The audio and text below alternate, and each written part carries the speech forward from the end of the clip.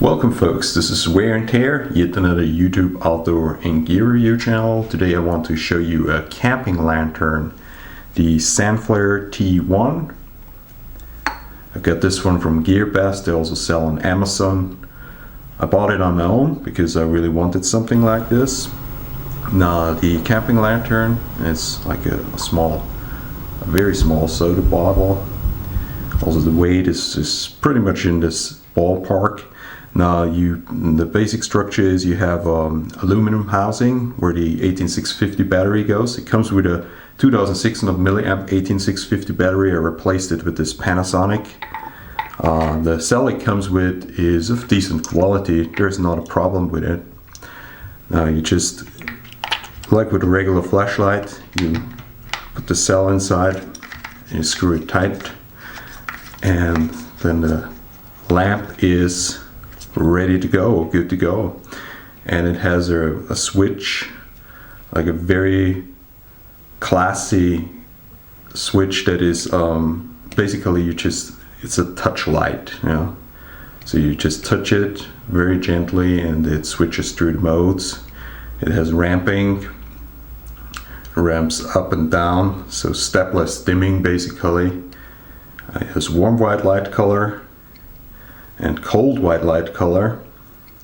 And if you do a special maneuver that I never managed to pull off, you can also mix the two light colors. So you could do like a neutral white color mix or something like that.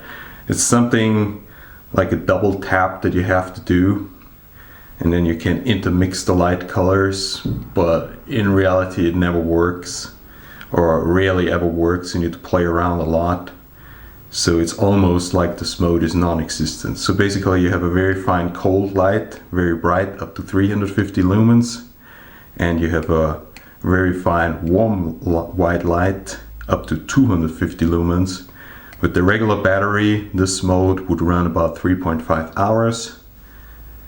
And with the battery that I have with the 3400 milliamps, I guess a half an hour longer easily. Now you also have a red light mode.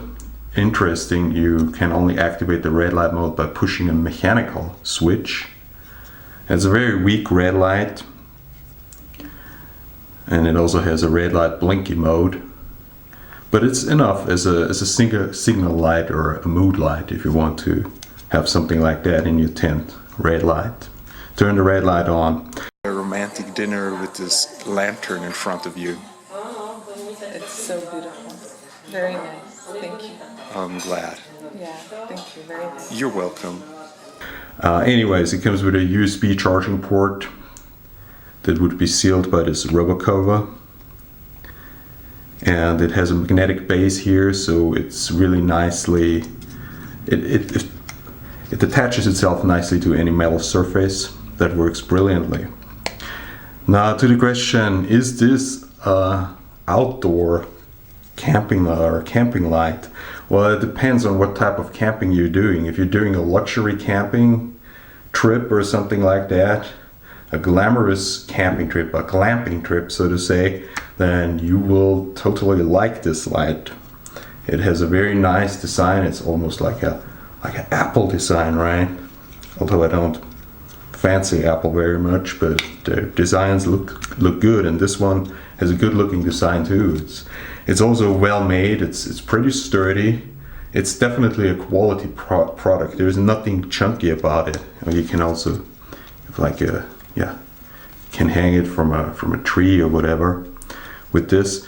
So the basic execution of the design is very nice, but the design itself has a few flaws. Now this switch reacts to basically anything it comes in contact with.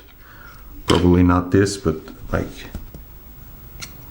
to almost any surface it comes in contact with. So that leads to the light activating itself on accident very often. So if you just throw that into a backpack, rest assured it will turn itself on one point or another. Even if you unscrew it a little bit, and the light is still activated. So just slightly unscrewing it doesn't work either with this light. And yeah, the user interface, on one hand it's nice because it has mode memory. Okay, it remembers the last mode. It's very nice. It has beautiful light color. The ramping is a nice feature as well. The mechanical switch is a little bit weird. You would wish to have the mechanical switch control the entire light, turn it on and off, and then leave the rest of the control, the brightness control, this touch switch. That would have been the smarter design. So it is not really a hard use outdoor light, but it's definitely something that can perform greatly indoor or wherever you want to have a nice light source. You can even use that in your living room. I mean, most people won't even notice that this is an outdoor product.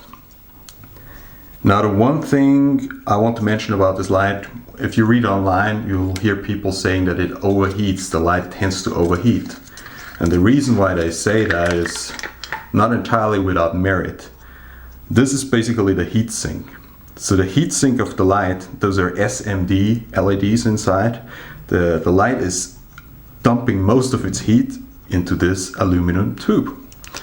Now, there is a battery. The battery likes to stay a little bit cooler as well.